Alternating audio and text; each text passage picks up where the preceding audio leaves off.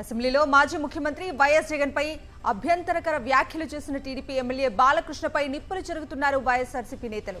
నందమూరి బాలకృష్ణ ప్రపంచంలోనే అతిపెద్ద సైకో అని, కావాలంటే సర్టిఫికెట్ ప్రొడ్యూస్ చేస్తానన్నారు మాజీ మంత్రి అంబటి రాంబాబు. ఎక్స్ లో ట్వీట్ చేశారాయన.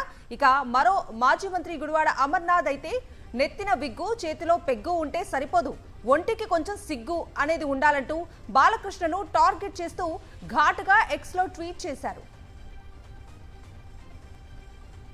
అసెంబ్లీలో మాజీ ముఖ్యమంత్రి వైఎస్ జగన్ పై అభ్యంతరకర వ్యాఖ్యలు చేసిన టీడీపీ ఎమ్మెల్యే బాలకృష్ణపై నిప్పులు చెరుగుతున్నారు వైఎస్ఆర్సీపీ నేతలు.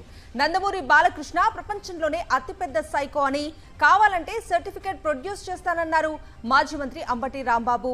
ఎక్స్ లో ట్వీట్ చేశారాయన.